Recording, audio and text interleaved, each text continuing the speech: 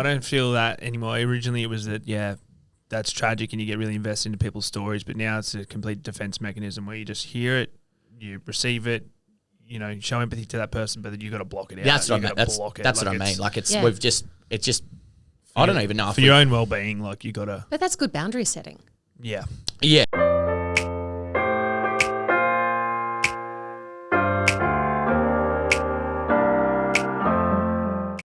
Hi, and welcome to the Conversations with Julie podcast. I'm your host, Julie Gillespie. This podcast has been in the works for us for a really long time, and we were super excited when the guys over at TradeMutts agreed to do a podcast with me. And we did this one over at their place. So the setup's a bit different, everything looks a bit different, but it was a heck of a lot of fun. And you can tell that things go down because the language starts getting a bit messy, but we love it. That's how we talk around here. So Daniel Edward, let me tell you a bit about TradeMutts first. So TradeMutts was started by Daniel Allen and his mate, Edward Ross. And they did it as a result of their devastating loss of a friend who was suicided in 2016. Together they created these funky, eye-catching shirts to help start a conversation about blue-collar working men's mental health. I wear these shirts all the time when I'm delivering mental health first aid training. I see so many people out there wearing them, not just in relation to blue-collar workers' mental health. We see them everywhere. And this social enterprise now includes TIACS. This is a conversation starter counselling services and has worked towards changing the culture of a number of industries. It has done this by raising awareness, creating a new language, and developing a new way that people can connect. Dan and Ed have done an incredible job changing the culture around talking about mental health, full stop. It's now acceptable to have these conversations, and it reduces the pressure of getting them started. There have been so many lessons they've learned along the way to be able to get to this point. And in this podcast, we unpack some of those lessons and look at what comes next. So thank you, Dan and Ed, for having this conversation with me. What you've done and what you've set out to do is both an inspiration and a pathway of success for others with the grit to make huge changes. So let's get in and have a listen. The reason and the purpose behind this that I wanted to talk with you guys is because I am a mutter. Like, I love what you guys do. My whole family does. Everywhere I turn up in a TradeMutt shirt, I get people saying, hey, love your work, love what they do. Instead of cat calls, I get love your shirt, babe. And it's just like, yeah, thanks, mate. No, it's, people know it. And the hard work, I understand the hard work that's gone into that. But the conversations that it would have taken to get to this point would have been massive. There is so much that would have gone into being able to take something really, really complex, really hard, really tough, navigate your own self through it to be able to simplify it for others. And so I guess the purpose, for me on this is, those tough conversations, great, but then what do you do with them? So that's kind of where I'm coming in at, from this is just this, I guess the lessons learned, for others. Plenty of them.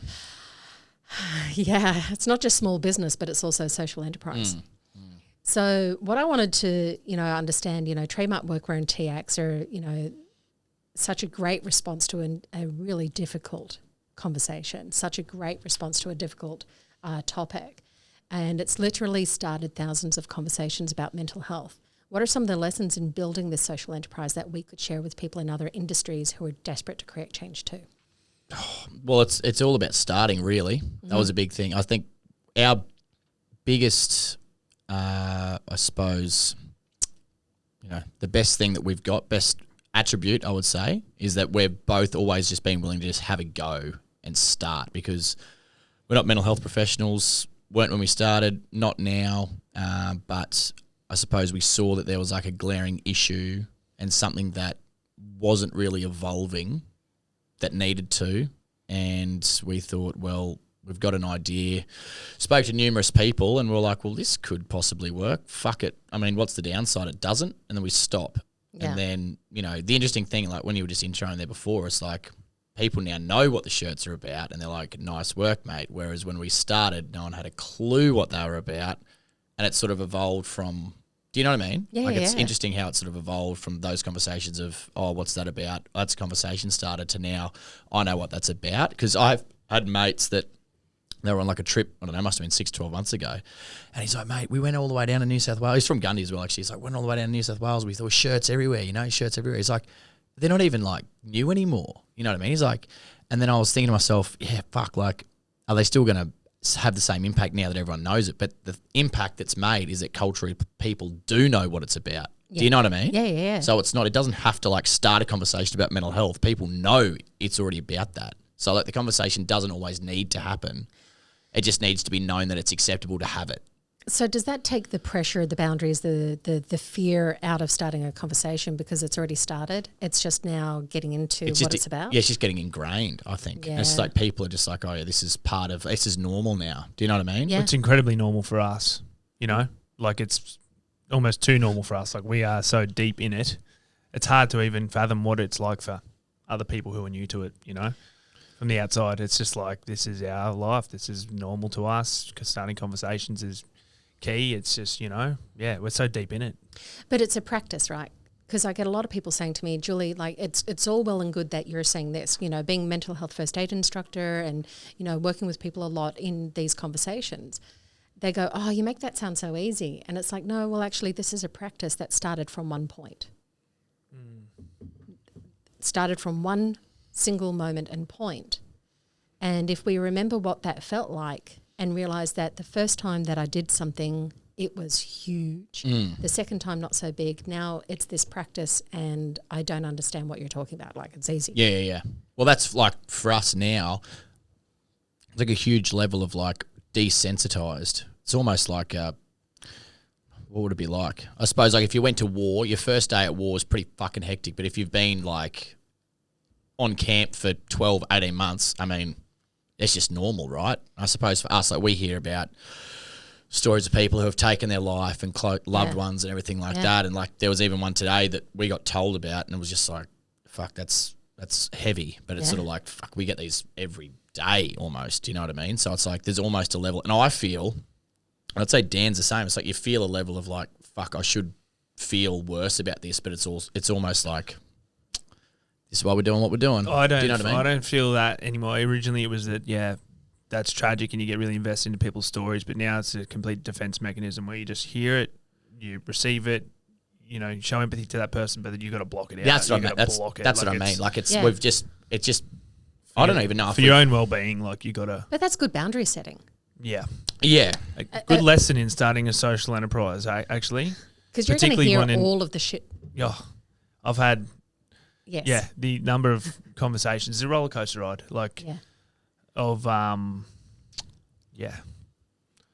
It's full on. A lot of tough conversations.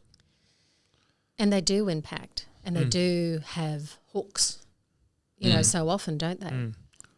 And this understanding, I guess one of those lessons learned is understand there are going to be hooks. There are going to be really tough conversations. There are going to be things where people want you to do something for them to fix the shit. Yeah, all the time. But now, like we've got, like you were saying before, like we've got TIACS, right? Yeah. It's like we're in Narrabri a few weeks ago.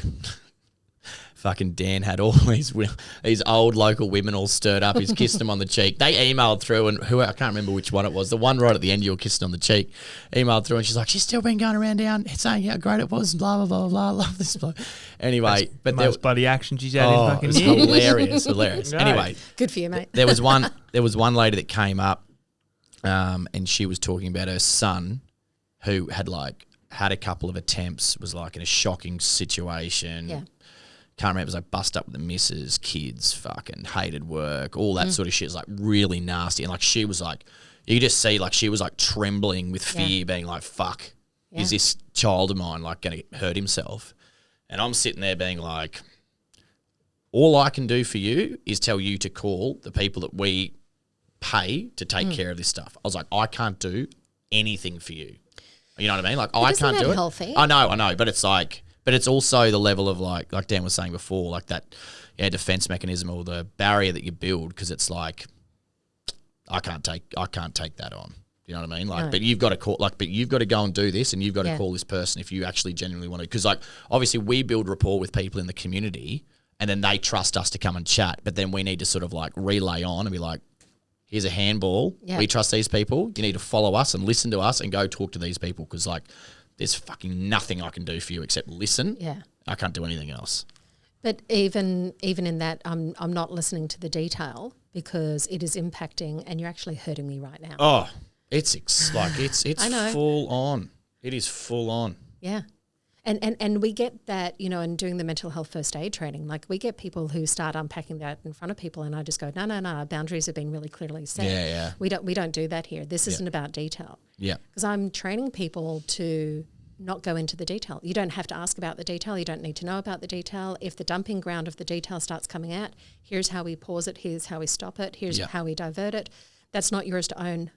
That's not yours to own. But it's a hard one though, because we're obviously like encouraging people to talk and communicate. Yeah. But it's like most of the time that people are at those situations opening and communicating to us, it's at a position where it's far beyond anything we can do. Do you know what I mean? Yeah. Whereas it's not something being like, been having a blue with the missus or been drinking too much piss or what, you know what I mean? Like stuff that we can talk about. Yeah, that's yeah, easy. yeah. But when it's that far down, it's just like, poof. Like this conversation should have happened 2 years ago. Yeah. You know what I mean? But now it's too far for me to help. You got to go over here. Yeah. So, and I guess that kind of leads into, you know, what have you found the key to not only getting that conversation started, but help create real change for people? I feel like we didn't cover the lessons. I think there were more there's lessons. more lessons. I think Tell we had me. more lessons in building a social enterprise because I Talk to thought me.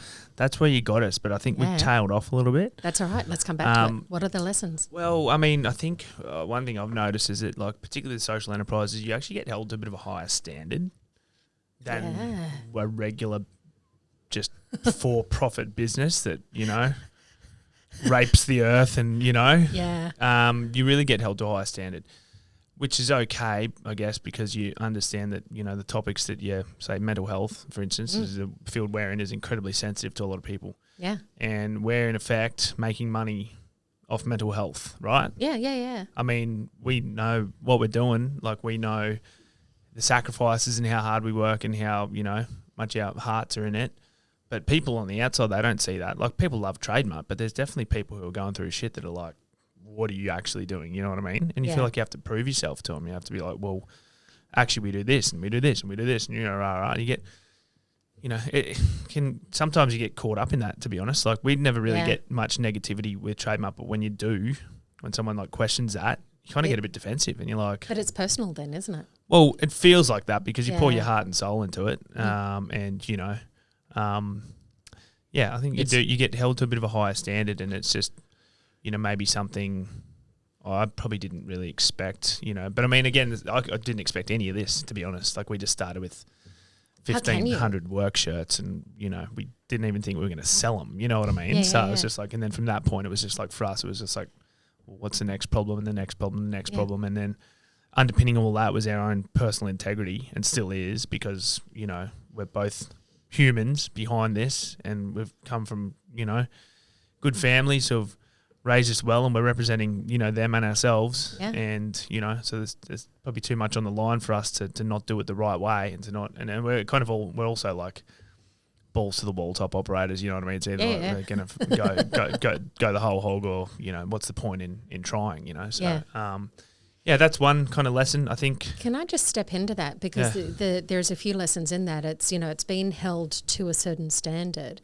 And I get that, because I come in as starting conversations. But if someone pulls me up and says, well, you're the conversation person, you know, shouldn't you be doing this better?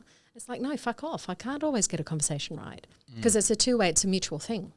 Yeah. You know, and to be, this is a conversation starter on the back of your shirts, you're expected to be having a conversation. Well, a lot of people's view of that is, you're here to listen to me talk at you.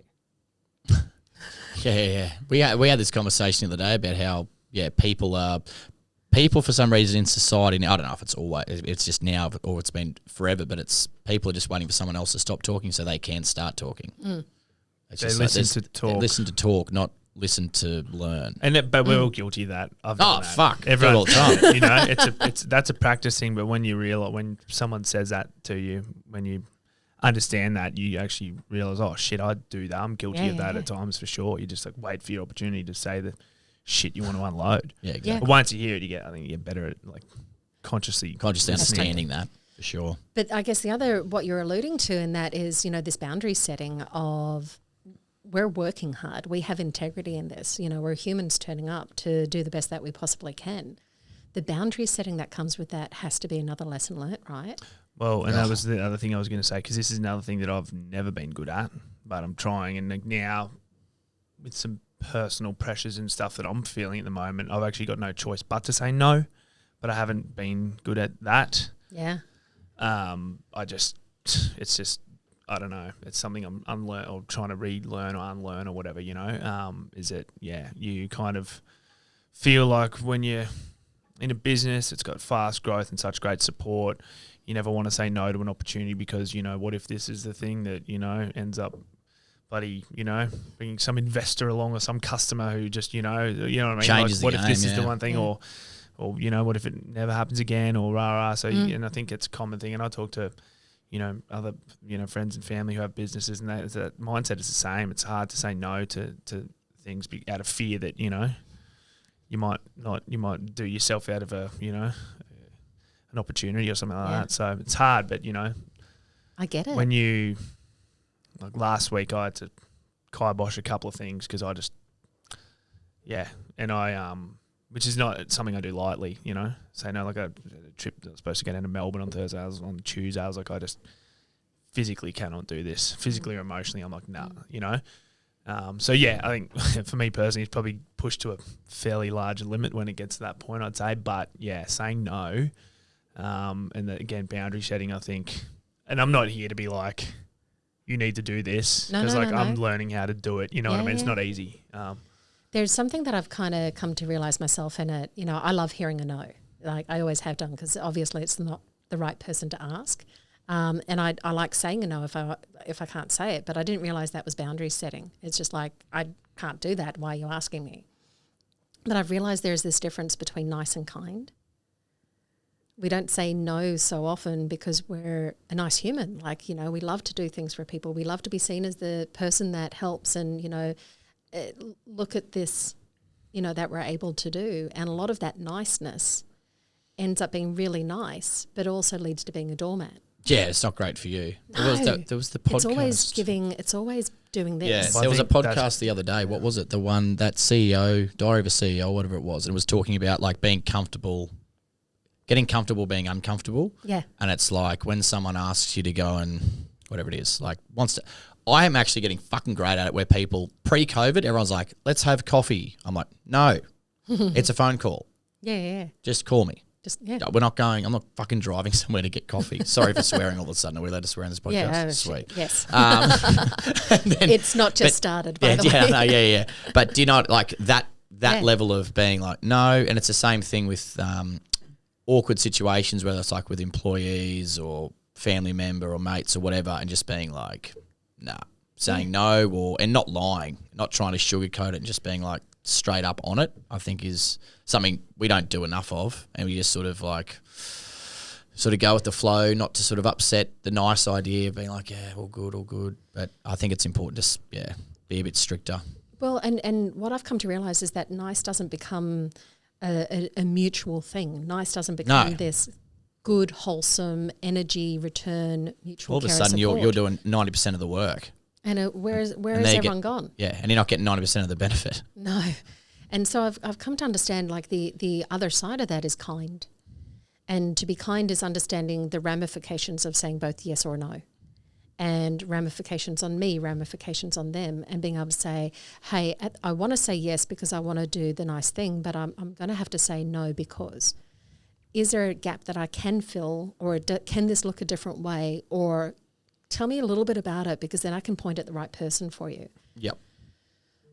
That's changed so much to be able to have a look at this difference between nice and kind. When I put it in that way, it's like, well, of course we're supposed to be a nice person. I was raised to be a nice girl. Oh, yeah. I've just never been really good at it. Yeah. Because it's just like you want me to be a doormat, and you know, it's just I don't get that. We get it through us being like going up to talk. There was a guy, he's like, I've got 60 business people in Sunshine Coast. I haven't told you about this. And next year it's in March. It's in March. And he's like, it's up there. No. It's up there in Noosa. And I replied back. I was like, really appreciate it. It's great. But like, because it's a paid thing. He's like, no. I was like, Tuesday morning, Sunshine Coast, 60 people. I'm sorry. Yeah. we're not fucking going. No. It's great. It's lovely. And I Yeah. appreciate you reaching out to us, Yeah. but it's just not. It's Yeah. just, we're not doing that because all of a sudden that's half a day gone. You're out of the office. It's just like the investment we're giving to them far outweighs what we're getting back. Yeah. It's just like you got to be strict. You got to be not a no person, but you've got to know your boundaries, and it's so important to be able to let people know that, I think. And we were fucking bad at it for a long time. But I think you got to be until you realise why you would set a boundary. Yeah. Like, what do you got to set a boundary around? Well, yeah, I suppose it's situational. It's Yeah. depending on what you've got left. I mean, we've got not two businesses to run, but like 1.5, I suppose, like overseeing TIACS It's as two. well. Or two, It's two. yeah. Shut I up, mean, it's two. yeah. But do you know what I mean? Like it's a lot. I'd say it's a lot. out of self-preservation, to be Yeah. I think Longevity. it's the way that I'm looking at it is like, shit, I'm like, yeah, self-preservation here. It's like, yeah. Because you're important. You're well, I mean, maybe, No, wrong answer. maybe, but, you know, I need a better answer from you. Definitely. I mean, we're all important, right? You know, so. Yeah. Well, you're carrying a lot. But this was going to be another lesson that I was about to hit on, was that Bring it. the business is lonely, like being at the top and doing this top of the chain or whatever. It's incredibly lonely, and you've got there's hard decisions and hard conversations, not about mental health, about operationally. There's hard things that, you know, you have to, and the buck stops with you, and there's rarely anyone around you, you know, aside from your business partner or, you know, so I mean, the lesson for me is like, yeah, it's lonely up there, and it's like, even if you're doing this like nice social enterprise and it's, you know, you're changing or possibly saving people's lives or whatever, at the end of the day, you know, operationally and functionally, you're still running a business, and with that comes the shit that is involved in that. And you, as good as your job you might be doing, you know, impacting people's lives outside of the business, yeah, you've still got to front up and do the things and the shit and the conversations and the hirings, the firings, the whatever that just suck, you know. And it's loaded, isn't it? It is, and you know, and it impacts relationships and impacts, you know, business and personal relationships for sure. And those relationships where you know, mates and colleagues or mates and associates or whatever, you know, it's hard. So I mean, the lesson for me definitely is like the support network. And I don't mean like, I feel like the word support network gets bandied around a bit. So, make sure you know who your support network is, but like, fucking seriously, like, know who those people in your life are that you can genuinely unload on, like, no holds barred. Because like, if you don't have that, I mean, I don't know what I'd do without some of the people in my life who I can fully unload with, and just, you know, they don't judge, and they're probably sick of me, like, particularly lately, because I would say I'm in the greatest headspace, and particularly lately, I reckon they're probably like starting to get sick of hearing my shit, to be honest, but they're still there, you know? So it's important for me. It's been a huge thing. But I think there's this realisation that you are loaded, there is a lot going on, you're not in a great headspace, and this isn't something for them to own or fix. So to listen and support is a completely different energy field, isn't it? Yeah. It's like, you know, and you probably wouldn't unload with those people if they're fixers. That's the thing as well. And like, this is sort of back to kind of what we were talking about before. Like, it's, you know, personality types are a real thing, you know? And like, you know, I understand myself to be quite an empathetic person, but the sort of flip side for that for me is that I feel like extreme guilt. Like, if I can't help a situation or support in a situation, or if I have to do something that pains me, it's just like I live with, you know, guilt. Not like guilty of committing a crime. No. But just emotional guilt, you know, and it's not necessarily, and it's self-imposed, self-inflicted or whatever. And that's a new thing that I've sort of come to understand about myself just through, you know, working on, you know, with my own psychologist or whatever, and that kind of stuff. Doesn't make it easier. No. It doesn't make it easier just because you know things about yourself. It doesn't make it easier to manage. You're just aware that, you know, I mean, it allows you to be a bit more aware. And then back to the self-preservation piece, like, you know, you a bit more of a hyper focus on that. But yeah, it's tough and can be lonely at times. Yeah, and you know the loneliness gets loaded with the tasks that got to happen, right? Like, you know, and I'm so accountable for so many things. Podcast that I did with Catherine McEwen, who's the builder, designer, and developer of Resilience at Work. She talks to that at the heart of team resilience is mutual care and support, balanced with accountability. And it's just like, well, hang on a second. I think that's at the heart of everything, isn't it? That's our boundaries. Our boundaries are built through this idea of mutual care and support, caring for each other in a way that's meaningful to each other, balanced with accountability. Well, how do we balance stuff with accountability? Well, there's got to be trust. There's got to be communication. There's got to be, you know, who is actually accountable for what. Because through that is then really great boundaries, really great purpose, really great intentions, and the ability to say no, and the ability to say, or have people not even come into your view to ask you things of you that they know that's across your boundary. Yeah, I agree. And I think kind of, you know, you can listen to podcasts and you can, you know, read literature or whatever about all these topics, but I think actually, you know, in so many instances you've kind of just got to learn it the hard way. It's not, you know, you hear all these different things and like they sound great in theory, but it's not until you kind of realise sometimes the impact that you can really start to implement. But you've got to make it your language. You've got to make it within your framework, your learnt behaviours, your understanding of your world around you. You've got to make sense of that, and that is hard. When you're trying to figure out the world around you in real time, for sure. Yeah. Right. Oh my goodness. Totally. Yeah. And I've only just got one more. Sorry, one more lesson is just that really, honestly, because it's legit, is, you know, in impact business, for profit, you know, social enterprise, non-profit, whatever, it has to be financially viable.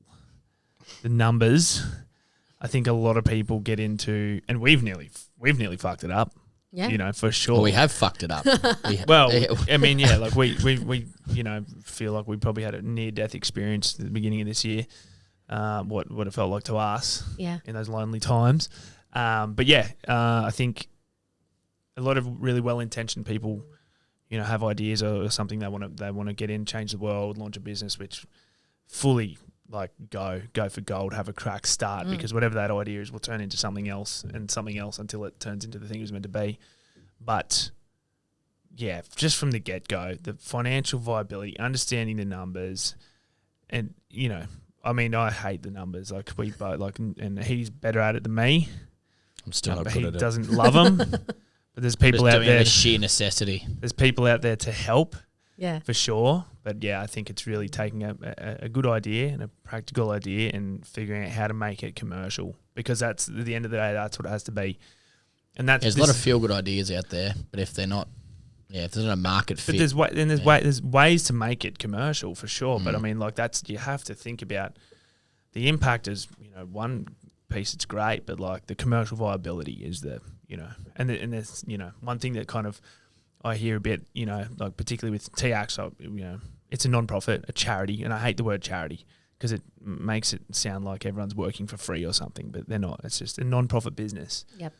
You know, and we've really been focused on structuring it and running it in a way that it is a business. This is no one's taking a dividend, you know. It's got to be run as such, because otherwise, and there's a common perception I hear a lot in other people's podcasts where they're like, oh, it's a charity, you know, you can't be paying people too much, and you know, some people must be working for free and that kind of thing. But it's like, no, you don't understand. Like, then why would anyone fucking do it? I know, right? It's not food bank. It's a business, and to run it well and to make the impact that you want to make, you need to attract good people, good talent who know how to be a CEO or to be a clinical governance manager. They don't just come along and do that for nothing because it's a feel-good story. It's like, no, you got to... The perfect example is why we've got such fucking shit politicians, because we don't pay them anything. So they're all working in fucking C-suites in Sydney and Melbourne. Like, it's the same principle. It's like, if you want the pool of charities to be shit, well, then, let's pay them all nothing and they work, you know, there's no impact being made, or we can pay them good money, attract good talent, like Dan was saying, and actually make real change and impact in the specific sectors in which they're trying to make change. Well, and being able to pay people well and being able to do all of that is great, but being able to change the idea of what a not-for-profit business is means that those coming along and expecting things from you, well, you're a charity, so I'm going to ask you to do something for free, it has to change as well. Well, the thing is, like, from our standpoint, like, the service that we provide is obviously we're never going to charge anyone for that. But for people to associate themselves with, for us to come out and do talks or, whatever, there needs to be because like our partnerships director, Jace, like, he gets hit up all the time for like little incidentals, come out and talk to my team, 10-man plumbing crew, whatever. It's like, this is great. This is all awesome. But it's like, fuck, you literally just can't. You just cannot do it. No. You're just all day running around like a blue-ass fly and you're not, you know what I mean? Back to the no thing. Yeah, back to the no thing. Like, you've got to be like, right, well, if for me to come and do this, it's got to be X. Yep. And even like events, like last week, event, it's like the expectation before was there'd be a massive amount of money raised. And then it's like, oh, well, that money was a tenth of what was first sort of thought about. So it's like, well, thanks. But it's like, fuck. You know what I mean? Like, it's a, there's a lot invested, and there needs to be a return on that. Otherwise, it goes back to the whole point. It's like, we're just pissing money away here, and it's not to feel good. No. We actually want to make real change. Yeah. And like, that's the biggest thing for us was structuring that, and like, obviously why we've got the team we do now over at TIACS. It's like, when your name and brand and stuff is getting out there, everyone just fucking floods in. Everyone. Oh, we want you to do this. We want you to fucking do that. Come to our golf day. Come fucking do this. You're like, okay. And then all of a sudden you look around, you're like, well, what are we actually getting done around here? The thing, being able to structure it, and like what we've got with like the TIACS Alliance, where that's like the funding model, just being able to go, you want to be involved? Yes. That's how you get involved. Apart from just doing your own fundraiser and raising money directly for us, this is how you get involved. And they go, fucking sweet. So the thing is, most people actually don't know what they want. They've just conceptualized an idea and they come and tell us because no one's told them otherwise. Yeah. When we go, actually, no, this is a far better use of our time and your money. You do this, and they just go fucking sweet, and that just simplifies everything. I understand your boundaries a bit, I guess, in business sense and just personal sense as well. Stay in your lane, understand what you do and, what you're kind of good at. Because, the more you grow, the more you have to grow, and you just keeps going. You know what I mean? It's just grow up. Yeah, grow the more you do, the more attention you get. It's just like this snowball, thing, keeping the more attention, and, people want you to do more and that kind of stuff. It's harder to say no, and it's like, it's a continual cycle. People want that clarity. People want that, hey, great, love your idea, this is how we operate in that space. And they go, oh, I hadn't thought of that. Thanks for sending that through. I now know what it can look like. Brilliant. Yep.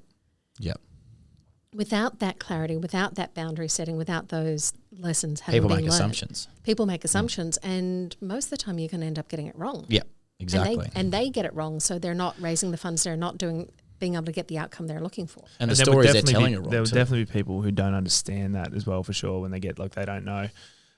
Because again, back to the first point about being held to a higher standard with the mental health stuff, that full circle, it's like, well, when people are coming to you with, with a sensitive emotional topic and they want to make a difference, but what they want to do doesn't really align with what we can and should be doing, there can be a bit of, but why I was just trying to support, I was just trying to, help or whatever. And so, hard, again. And we get that. Yeah. And from the thousands of conversations we have started, I know that this is best when it looks like this.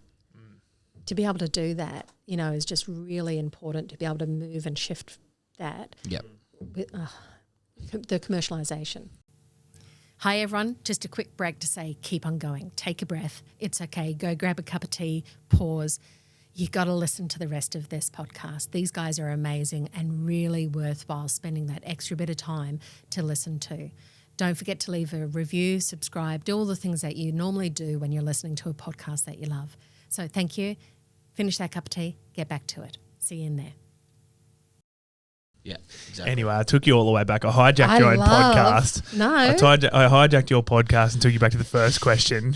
Woo, Julie. I fucking got something for you. Well, I mean, I thought we had to because you did ask. So I thought I enjoyed the journey. Cool. I love that because it's like they are real lessons because they're not lessons just for social enterprise. They're business lessons. I'm going through those same lessons myself, like in growing my business. You know, this is what you're going to feel. Totally. No matter Natural what feels. it is. Everyone goes through it. Fucking hard, man.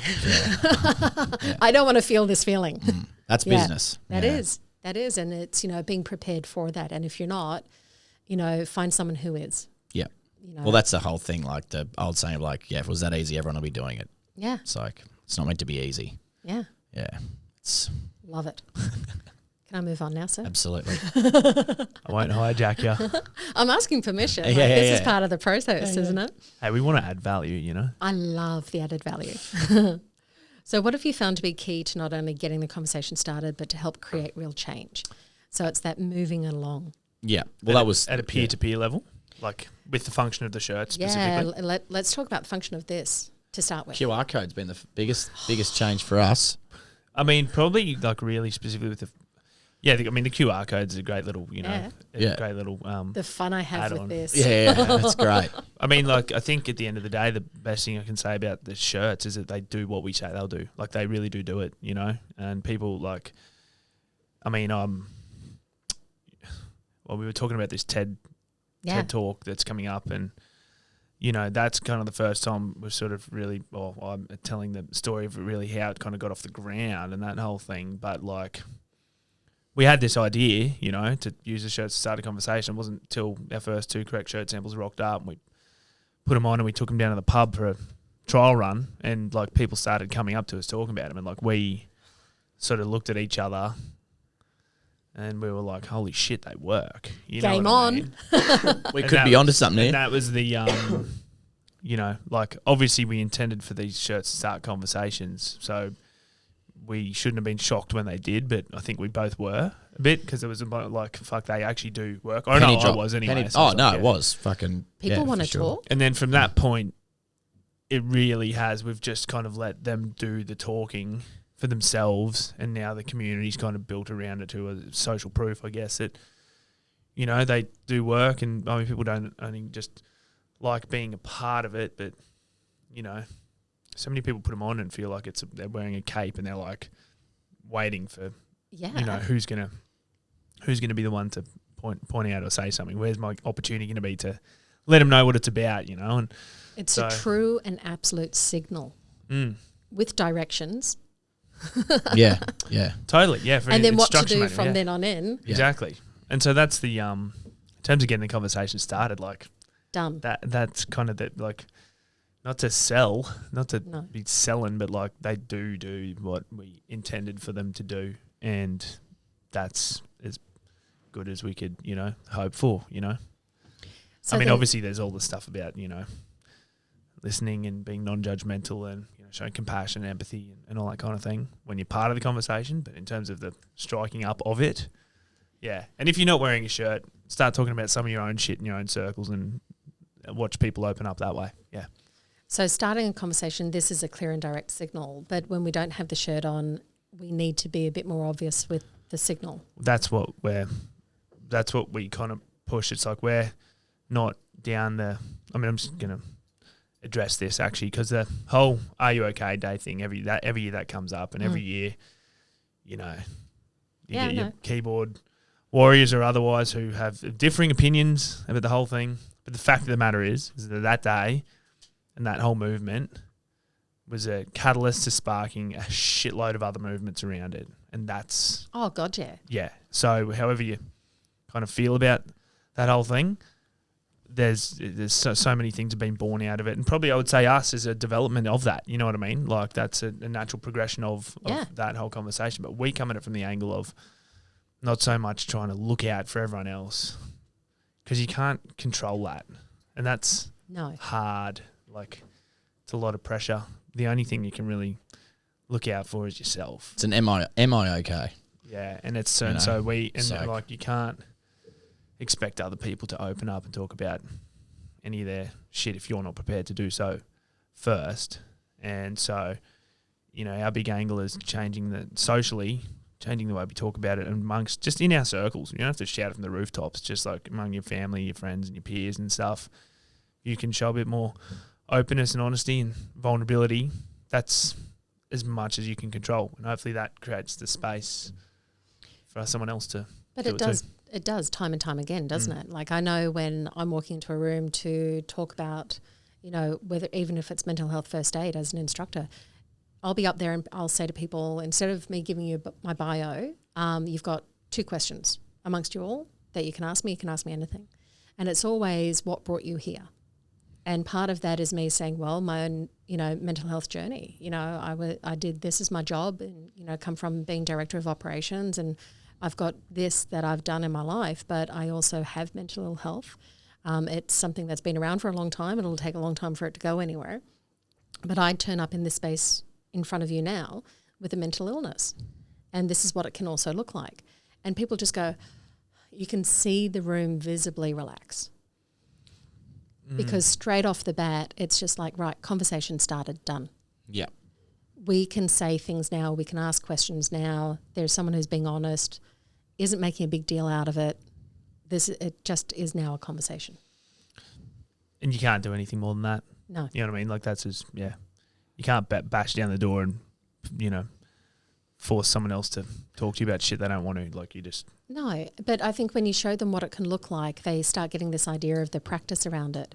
But the very idea that you've taken something and you've got the conversation started, clear and significant signalling that this is a conversation starter, to be able to then go, and here you go, like flaps up. Have a chat, lift your flap, scan away. That's it. Yeah. I love that so hard. It. Oh my God. Yeah. But I mean, it is. It's flaps up. And this is where you go to, because I can't take this conversation any further with you. I can see this is really impacting you. Yep. Hey, here's like, get onto these guys. Get onto these guys. Interesting though, because it's like that. TIACS wasn't part of.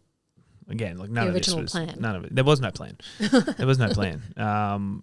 We just made some shirts, and that TIACS wasn't part of the plan, and QR codes, I tell you, wasn't part of the plan. No, but I have shirts without them on. Let's call that a silver lining of the pandemic, because if not for, I'm sure everyone would have preferred not to have gone through that, but now, at least in our little part of the world, we've been able to use one of those things that everyone became so familiar with to help draw that connection. So that's our little silver lining out of COVID.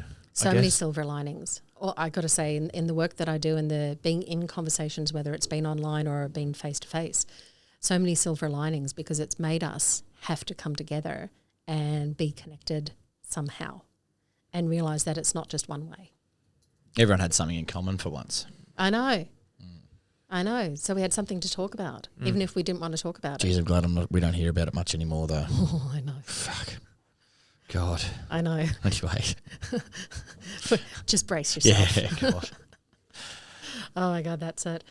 Yeah, so I love that, it's great job. You got the conversation started outside of your industry too. So it's not just tradies, like it's everywhere.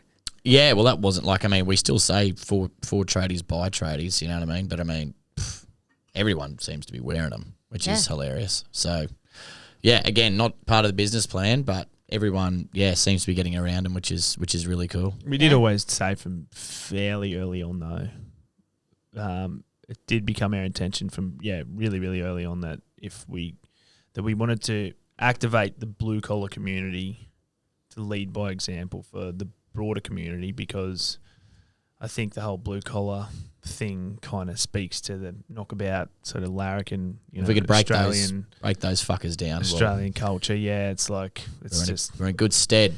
It's on the level. Like no one probably wants to get dressed up as an accountant. They had to, but I think people like to think of themselves as a weekend warrior from time to time. So just kind of tradie.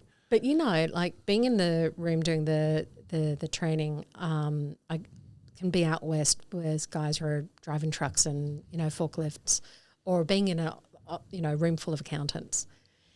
Where I find the most heartfelt conversations are with those guys that are driving the trucks, and the heartfelt, the skill set's there. It's like, well, of course I'm going to ask how my mate is.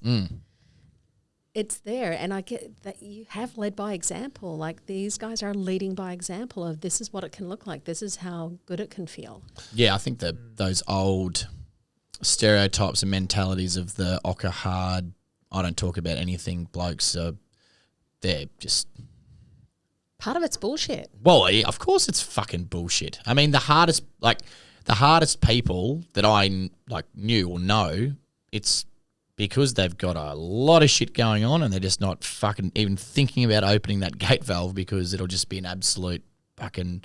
There's a lot of work to be done. Yeah. And that's why, I mean, you talk to anyone that went to war or grandparents, never talk about it. Even my grandfather, he would just never really talk about anything. You know what I mean? His whole thing was you don't talk about sex, religion, politics. And there was really no conversation ever really had. He was just sort of present. He was there. He'd take the piss out of you and whatever and have a laugh. But he never really spoke about anything. And my grandma often, you know what I mean? You were like, hey, Pops, it's the last time you had shag, man.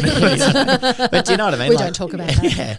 But it's sort of there was no real strong connection and openness. And that's why there's a couple of generations that are slowly understanding that, actually this is really powerful if I start working on myself and what I battle with. And actually I've been coping with this. I didn't realise. And like Dan was just saying before, reading something and being like, holy fuck, that's me, or hearing a conversation like, fuck, that's me, or being in a psych session and being like, oh yeah, right, that is what's going on here, and making real changes. I don't know anyone that has said they haven't benefited from doing the work around that. Do you know what I mean? Yeah. So I think we're slowly breaking these things down, and the more we're talking about it and the more open we are about what's been going on, I think, it's just one more conversation at a time, and changing the future generations. There's 3 little quick things I want to add on to that too, is the whole, we fucking hate the word stigma. The way people use the word stigma. Fuck that word. If we just so much. stop talking Stop saying about that word. stigma,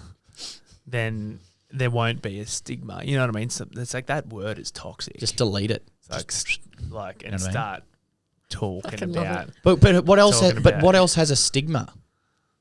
Lots of things. Yeah, no, but in conversations we're like, well, there's a stigma at the moment around fuel prices because fuck me, they're bad. It's just what are you talking about?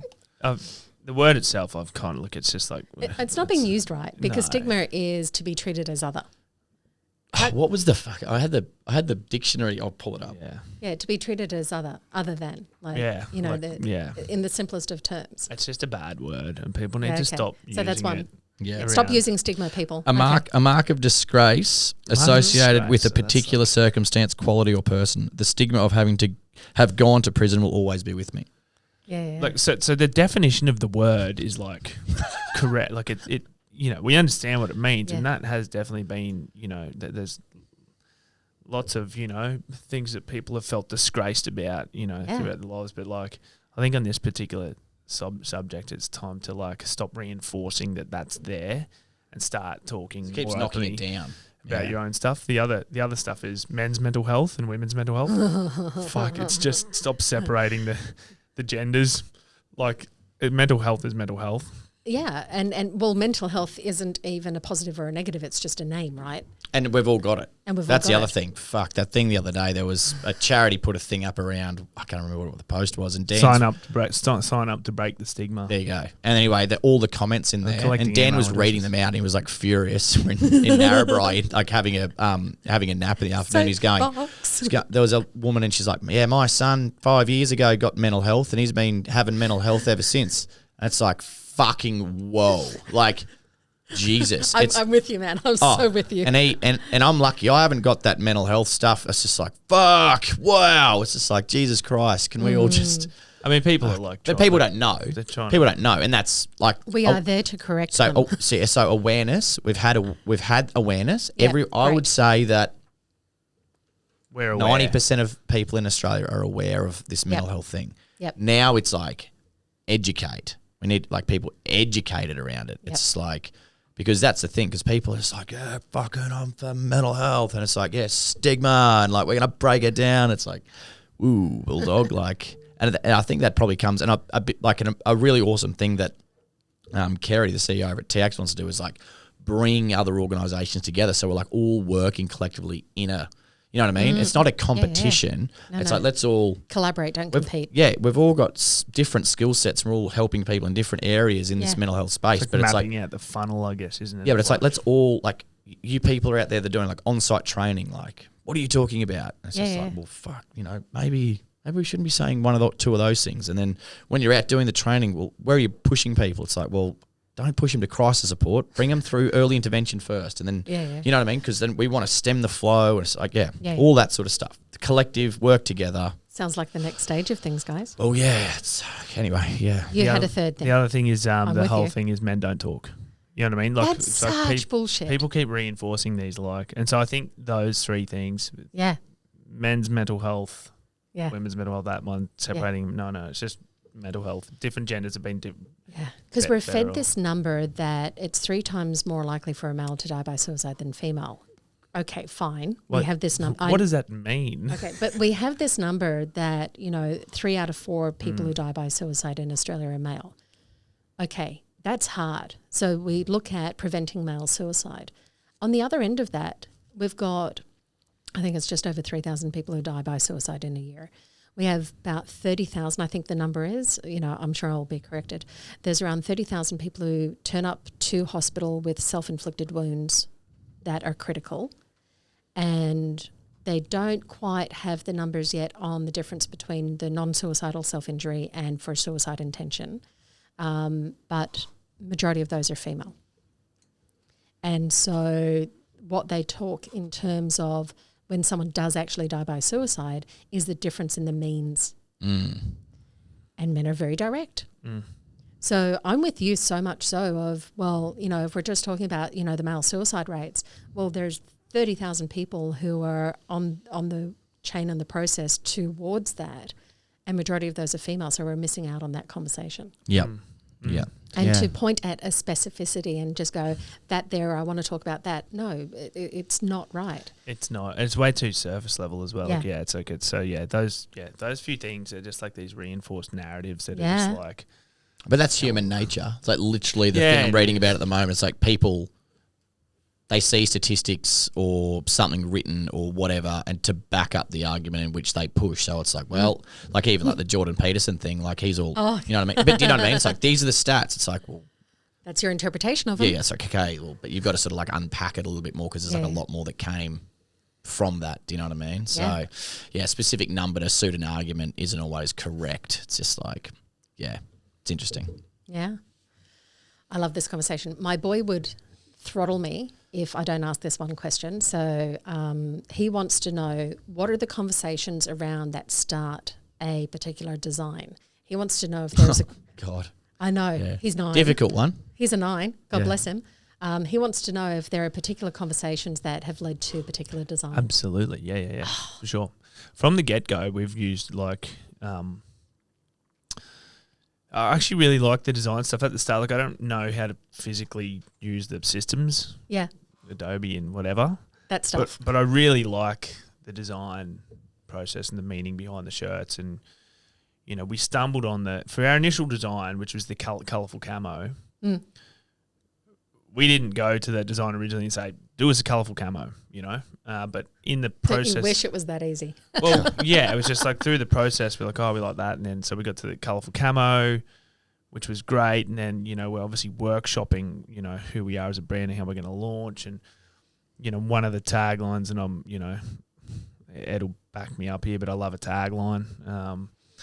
But making an invisible issue impossible to ignore is what sort of we'd come up with, and that we're like, that was, colourful camo. Yeah, you can't ignore colourful camo. Like, this is the oxymoron for that tagline anyway. Like, that's the whole thing. And from that point, I think every kind of design we wanted to be able to inject our personality or a theme through designs. And we've evolved the way we've done it for sure. Like when we came up with the Ventura Generation 2, there was no real sort of creative direction around the design itself, more so the names. We gave all those shirts names from like Ace Ventura movies and Jim Carrey and whatnot. So that second generation designs was kind of more around the names and injecting our personality into it like that.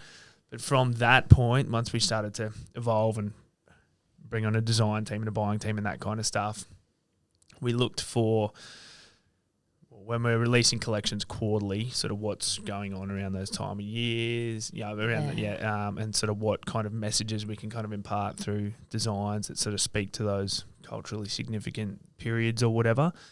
So we really started to evolve things that way. I mean, look, a lot of the names we come up with are also just complete bullshit. Like let's This most recent collection we had where we just looked at the wall and we were just like, fuck, what are we like? We'd sat up there for ages trying to come up. We went too deep into it, having like a collection overarching theme and then 3 prints that kind of speak to that theme, and they've all got stories, which we've always enjoyed. Like we've always loved. To answer the question, a hell of a lot of work actually, to be honest, has gone into that, and we've got a great marketing team upstairs that have kind of done their best to bring those visions to life in all our touch points. Whether people ever really actually get it, I've questioned a lot, being like, do people even like read into give a fuck anything we've done around the designs or any of that kind of stuff? And there are definitely people that are. People start telling me stories. Oh, your shirt's just inspired me, and it makes me think of this. And it's just like, cool. I think I've got most of them. So I turn up with a lot of them, and so I get a lot of people with different stories. But we try to have fun with it. Like we try to have. Looks like fun. You've got to. Yeah. Do you know what? I understand the torture. The torture, but it's just started to not be fun. Just as Ed said, in the last collection, it was just at a point. I think we've all been. It's been a hard year, been a long year. Everyone's a bit burnt out, a bit cooked. Like, DK's sitting over here, and he's the one tasked with coming up with campaign concepts to like then take the prints that have been created to visually display them the way that they want to be done, and then he's often hamstrung. Well, in the last collection, he's kind of hamstrung by me, kind of being like, like it doesn't feel right. Whatever the name is, we're up there trying to workshop names, and they all say to me, well, as long as you're you've got to be happy with it at the end of the day or whatever. Like, and so they get stuck. I'm sure at times they're just like, fuck, can we just shoot these fucking shirts? Like, and just get it done. I thought you were going to say shoot us. I was like, well, that's not an option. That's another good outcome. But it's cool. It's interesting the process, and then like understanding not just coming up with the names, but then really all the different jobs involved in bringing them to life, from photography to website, graphic design, the whole thing. Storytelling. Huge, yeah. So no, sure. I understand the process. Used to be a cosmetic chemist and developing hair care products, and from what's the gap in the market, what's the story we want to tell, what ingredients does that make, what's the bottle gonna look like. And at the end of the day, the work is just to allow people to connect with what you do. You know what I mean? Like, you want people to give as much of a fuck about it as what you do. Yeah. And that's basically the crux of it, right? Yeah. One more question, and I like to ask this of everyone that I share space with, is fill in the blank. A conversation can. Oh, Jesus. It's not a simple question. I'll give you a line. Ooh, I love a line. A conversation can allow someone to feel a little bit more at ease with something they're going through. Mm-hmm. A conversation could lead to someone reaching out for help for the first time. In some cases, a conversation could even save a life. Yeah. Oh, here. I'm with him. I'm with him. Yeah. I'll have what he's having, I'll have please. what he's had. Yeah. That was straight out of my TED Talk. See? That's right. You would have heard it before. We have a TED Talk that's going to be happening on Saturday. That's exciting. There's lots of things coming up for you guys. No, there's not. No. There's only Did we say no to a few things? No, I've got a TED Talk coming up, and then I'm fucking going into hiding. Yeah, TED Talk, and then we've only got one trip to Melbourne, and the year's cooked, which is good. Like, that's it now, pretty well. There's just that and one trip to Melbourne, and we're... Nice. Yeah. Well, this is my last thing for the year. Oh, awesome. Yeah, so I'm going out and on a high. Celebrating that. I know. What a great way to end my year. Treat yourself. Fucking awesome. I love it. It's great. Thank you, guys. I really appreciate this conversation. Appreciate it. Like, there's so many things in here for everyone across all industries, across all businesses to get something from, and just to get an insight into what it's taken, for you guys. I really appreciate that and respect what you've been through. It's bloody tough. Thank you. Yeah, appreciate it. It's tough, rewarding. It's all the feels. Part of it's it. every emotion that you could ever possibly imagine, and some that you can't. So it's all of it. So, but thank you so much for what you've done. Like, the inspiration of it for people like myself. I wear your shirts this is my uniform. Right. Because it just normalizes the fact that I'm coming in to talk about a really complex topic. and it just simplifies it. I don't have to do the intro. Yeah. And It I love started. it. It started. So thank you for doing that for all of us, not just Australia, but I know it's elsewhere. I've got my brother-in-law in Canada wearing it, eh? Awesome. Well, thanks so much for the support. Really appreciate it. Yeah. And appreciate you having us on today. Yep. Thanks, guys. Thanks, Julie. Thanks. Nailed it. Thank you for joining us for that podcast. There were so many lessons learnt in that space, and Dan had to stop me at one point and said, whoa, we've got more to talk about here. And I'm so glad he did, because there was so much more that came from the conversation than I even thought we were going to get. So I was really pleased, and thank you again, Dan and Ed, for spending time with me to go through this and to really understand, what it's taken for you both to get to this point from a business perspective, but also from the personal perspective. So in terms of podcasts, this is all going to change up for us and how we roll podcasts out coming into 2023 and beyond. We've had so many incredible conversations with people over this time, but we want to do more, and we want to kind of mix things up a little and deliver some shorter content, because it's hard for me to talk sometimes, to help you gain greater awareness about mental well-being, but it also to develop your compassionate language and to form new ways of connecting with others. So 2023 is a year for doing more together to sustain our collective resilience. So thank you for listening. Please connect with us, and don't forget to subscribe to the podcast so you can see what we get up to in the year ahead. And do let us know what you think. We love a review. We love to know what's happening and how this connects in with you. So thank you, everyone, and look forward to showing you what comes next. All the best.